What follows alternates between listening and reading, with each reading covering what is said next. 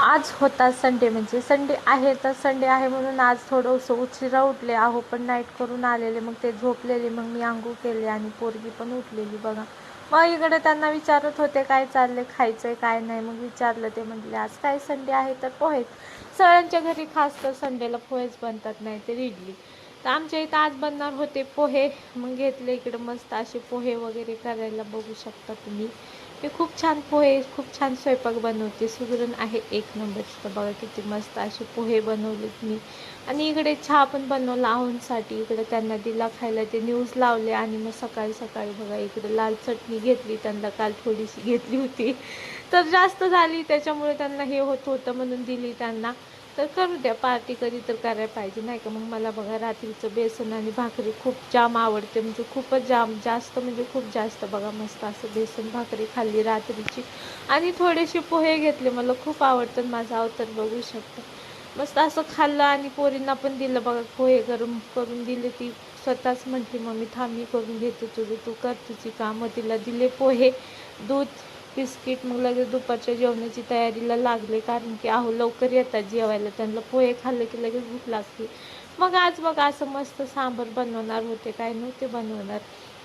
Sunday special sambar भात मुलांना माझ्या खूप आवडतो.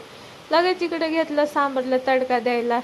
तर चला मी तुम्हाला सांगते मी सांबार कसं बनवते. इकडे जिरे मोहरी तडतडायला ठेवलेत, त्याच्यामध्ये टाकते साबूत लाल मिरची आणि कढीपत्ता आणि बाकीचं मटेरियल सगळं शिजतानाच टाकते. भोपळा असेल तर कांदा, टोमॅटो, लाल मिरची पावडर, सांबार मसाला सगळं मी त्यात टाकून शिजून घेते ना, असं तडका देतं तर एकच नंबर लागतो बघा. असं सांबार एक म्हणजे एकच नंबर. इडलीसोबत कशासोबत पण, डाळ भात भातासोबत पण एकच नंबर लागतं असं सांबार केल्यावर. नक्की ट्राय करून बघा जे लेडीज बघत असतील तर. मग इकडे टोप भरून भात घातला, दिवसभर खात बसा भात आणि सांबार.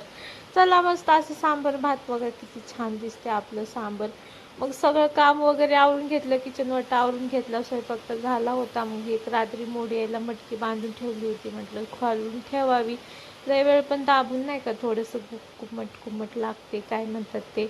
तर आपली बघा मोदकी कशी मस्त झालेली आहे. प्रोटीन खातात आहो, थोडंसं भूक लागली की बघा कांदा वगैरे त्यात टाकून एकच नंबर झालेली आहे. घरीच बनवते मटकी मी, बाहेरून ना आणत जास्त नाही का. कडधान्य घरच्या घरीच मोड आणते मी.